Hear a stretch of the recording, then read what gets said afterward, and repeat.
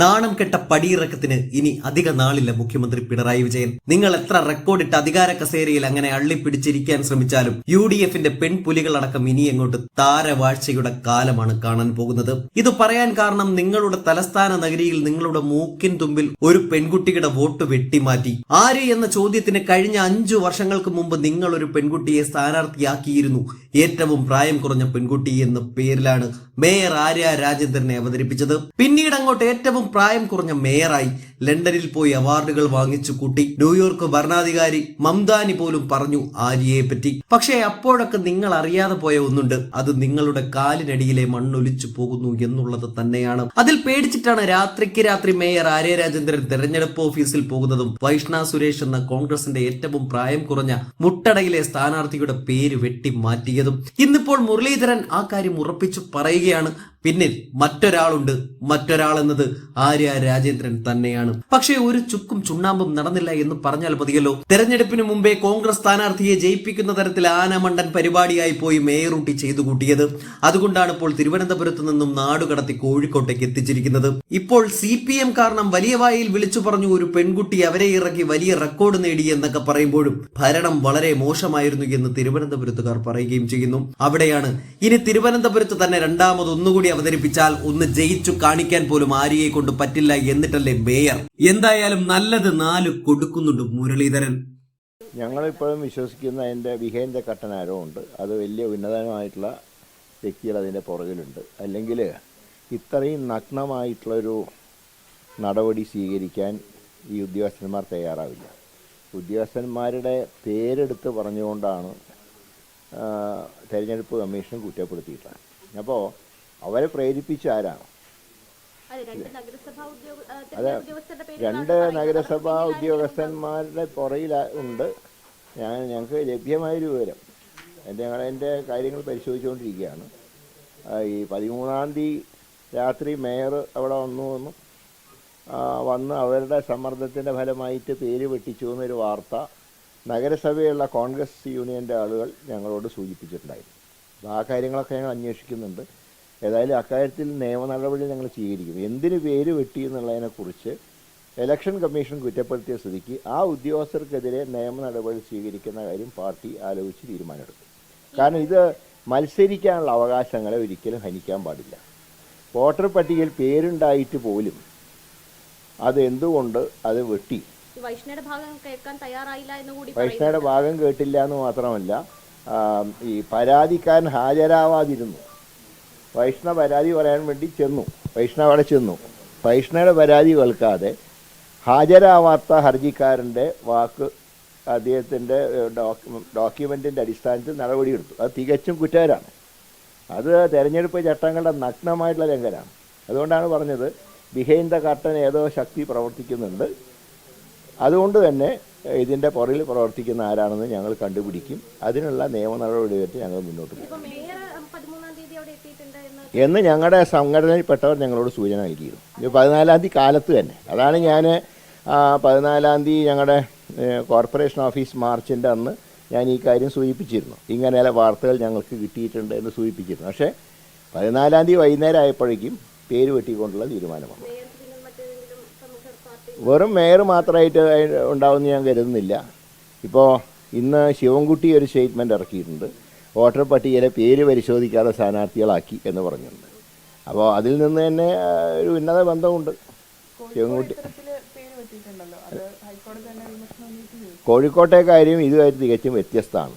കോഴിക്കോട്ടെ പക്ഷേ ഒരു കാര്യം പരിശോധിക്കേണ്ടത് 2020 വോട്ട് ചെയ്തൊരു സ്ഥാനാർത്ഥിക്ക് എങ്ങനെ 25 വന്നപ്പോൾ വോട്ടില്ലാതായി എന്നുള്ളതും പരിശോധിക്കേണ്ട.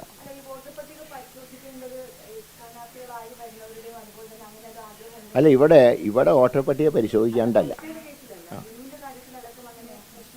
അവിടെ എന്തായാലും വിനുവിൻ്റെ കാര്യത്തിൽ ജാഗ്രത കുറവുണ്ടായി. അത് ഭാവിയിൽ ഉണ്ടാവാതെ മറ്റു കാര്യങ്ങളൊക്കെ ശ്രദ്ധിക്കേണ്ടതാണ്. അല്ല, ശിവൻകുട്ടിയുടെ സ്റ്റേറ്റ്മെൻറ്റ് കണ്ടപ്പോഴാണ് എനിക്ക് സംശയം. മേയറെക്കുറിച്ച് ഞങ്ങളുടെ പാർട്ടിയിലെ സംഘടന കോർപ്പറേഷനിലെ ഞങ്ങളുടെ യൂണിയൻകാർ പറഞ്ഞിരുന്നു മേയർ ഇങ്ങനെ വന്ന് ചെയ്തതായിട്ട് വാർത്തയുണ്ടെന്ന്. പക്ഷേ ശിവൻകുട്ടിയുടെ ഇന്നത്തെ സ്റ്റേറ്റ്മെൻറ്റ് കണ്ടപ്പോൾ ശിവൻകുട്ടി ഉൾപ്പെടെയുള്ളവർ പുറകിലുണ്ടോ എന്നുള്ള സംശയം ഞങ്ങൾക്കുണ്ട്. നല്ല രാഷ്ട്രീയ ഇടപെടലുണ്ടായി. പക്ഷെ ഞാൻ പറയുന്നത് ഇങ്ങനെ എന്തിനാ ഇങ്ങനത്തെ ഒരു ചീപ്പായിട്ടാണ് കളി കളിക്കുന്നത്? മത്സരിക്കുന്നവർ മത്സരിക്കട്ടെ, ജനം തീരുമാനിക്കട്ടെ. വോട്ടർ പട്ടികയിൽ പേരുള്ള ഒരാൾക്ക് മത്സരിക്കാമല്ലോ. അങ്ങനെ മത്സരിക്കുമ്പോൾ സാഹചര്യത്വം പറഞ്ഞതിനാണ് നോമിനേഷൻ തള്ളിക്കുന്നതിനാണ്. മത്സരം നടക്കട്ടെ, ജനങ്ങളാണ് പരമാധികാരി, ജനങ്ങൾ തീരുമാനം എടുക്കട്ടെ. അതിന് നമ്മൾ ഭയപ്പെടുന്നതിനാണ്. ഞങ്ങൾ നിയമ നടപടി ആലോചിക്കുന്നുണ്ട്, വക്കീലുമായിട്ട് ആലോചിച്ച് നിയമ നടപടിയായിട്ട് മുന്നോട്ട് പോകും. എല്ലാ സീറ്റും കൊണ്ട് ലീഗിന് കൊടുത്ത 5 സീറ്റിലും ലീഗിൻ്റെ സ്ഥാനാർത്ഥികൾ തന്നെയാണ് അവരുടെ പാർട്ടി ചിഹ്നത്തിൽ മത്സരിക്കുന്നത്.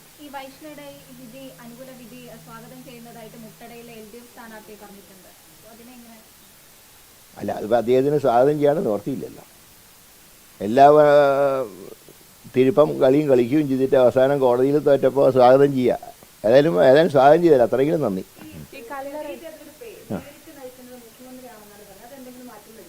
അല്ലേ, LDFൻ്റെ എല്ലാ കാര്യവും നോക്കുന്ന മുഖ്യമന്ത്രിയല്ലേ, അതിനിപ്പോൾ സംശയം ആർക്കെങ്കിലും ഉണ്ടോ? അദ്ദേഹം തന്നെയാണ് എല്ലാം ക്യാപ്റ്റൻ. എന്താ ഇനി അദ്ദേഹമാണല്ലോ അതിൻ്റെ ക്യാപ്റ്റൻ. അദ്ദേഹം എല്ലാത്തിലും ക്യാപ്റ്റനാണ്. ഇപ്പോൾ എല്ലാ വിഷയത്തിലും അദ്ദേഹം ക്യാപ്റ്റനാണ്. അതുകൊണ്ട് തന്നെ LDFൻ്റെ പരാജയത്തിൻ്റെ മുഖ്യ കാരണം നാളെ അദ്ദേഹം തന്നെയായിരിക്കും, ക്യാപ്റ്റൻ തന്നെയായിരിക്കും എൻ്റെ കാരണം.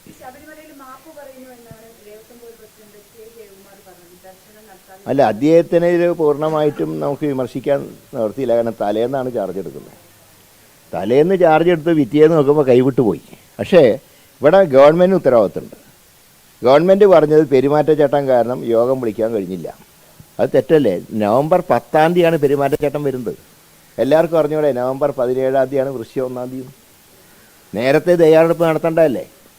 അന്ന് സ്വർണവും ഇതൊക്കെ പറഞ്ഞ് അതിൻ്റെ പിന്നാലെ പോയി. അതിൻ്റെ ദുരന്തം ഇന്നലെ മിഞ്ഞാന്ന് അനുഭവിച്ചില്ലേ ഭക്തജനങ്ങൾ? എത്ര മണിക്കൂർ ക്യൂ നിന്നു. ഇന്നലെയും കുഴഞ്ഞു വീണു അവശരായവരുണ്ട്, കുട്ടികൾ. ഇവരൊക്കെ ഈ 41 ദിവസം നോമ്പ് നോറ്റ് വരുന്നവരാണ് ഇവർ. തമിഴ്നാട്ടിലൊക്കെ എന്ന് പറഞ്ഞാൽ കഠിന വ്രതമാണ് അവർ. ചെരുപ്പ് പോലും ധരിക്കില്ല ഏത് ക്ലൈമറ്റിൽ പോലും. കേരളത്തിലുള്ള ഞങ്ങളൊക്കെ എല്ലാ വർഷവും പോകുന്നവരാണ്. ഞങ്ങളെക്കാൾ കൂടുതൽ പിന്നെ ഭക്തിയുള്ളവരാണ് അവർ. അങ്ങനെയുള്ളവർ വന്നിട്ട് തൊഴുകാൻ കഴിയാതെ മടങ്ങിപ്പോകാന്ന് പറഞ്ഞാൽ അതിൻ്റെ ദേവസ്വം ബോർഡിന് മാത്രമല്ല ഗവൺമെൻറ്റിന് ഉത്തരവാദിത്വമുണ്ട്. മുന്നൊരുക്കം നടത്തേണ്ട ഗവൺമെൻറ്റായിരുന്നു. തീർച്ചയായിട്ടും ഈ കല്ലറയിലെ UDF സ്ഥാനാർത്ഥിക്കെതിരെ വലിയ രീതിയിലുള്ളൊരു പരാതി ഉയർന്നു വരുന്നുണ്ട്. അത് കല്ലറ ബ്ലോക്ക് ജനറൽ സെക്രട്ടറി ആയിട്ടുള്ള റാസിയാണ് നൽകുന്നത്. അതിൽ നമുക്ക് എല്ലാവർക്കും ഇഷ്ടപ്പെട്ട സ്ഥാനാർത്ഥി വന്നതൊന്നും വരില്ല. ഞങ്ങൾ താഴെ തട്ടിൽ നിന്ന് വരുന്ന നിർദ്ദേശങ്ങൾ അനുസരിച്ചാണ് ഇത്തവണ സ്ഥാനാർത്ഥി നിർണയം പൂർത്തീകരിച്ചത്. കല്ലറയിലെ DCC ജനറൽ സെക്രട്ടറി ആയിട്ടുള്ള കല്ലറയിലെ സ്ഥാനാർത്ഥി നിരന്തരം സ്ത്രീകൾക്കെതിരെ അപവാദ പ്രചരണം, സ്ത്രീകളെ അപമാനിക്കുന്ന രീതിയിലുള്ള വ്യക്തിയായിരുന്നു. അങ്ങനെ പരാതി പറഞ്ഞ ഒരു വനിത ആദ്യമായിട്ട് കൈരളിക്കാണ് ഇൻ്റർവ്യൂ കൊടുത്തത്. അപ്പോൾ അതിൽ നിന്ന് തന്നെ ഇതിൻ്റെ രാഷ്ട്രീയ വശം എന്താ ഞങ്ങൾക്ക് മനസ്സിലാക്കാൻ.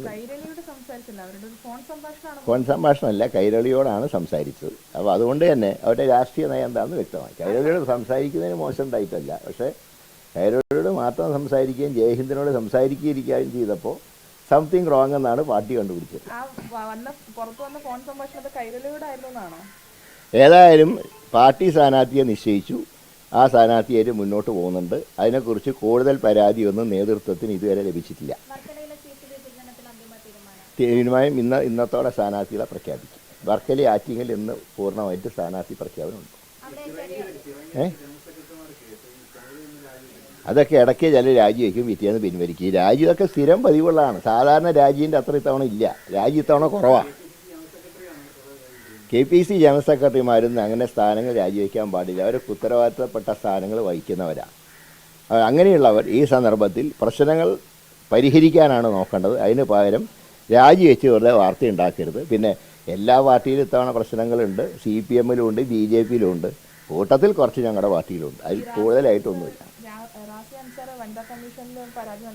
അതിനെന്താ ഇപ്പോൾ എല്ലാവർക്കും പരാതി നൽകാൻ സ്വാതന്ത്ര്യമുണ്ട്. കൊടുക്കരുതെന്ന് പറയാൻ പറ്റും, കൊടുക്കട്ടെ.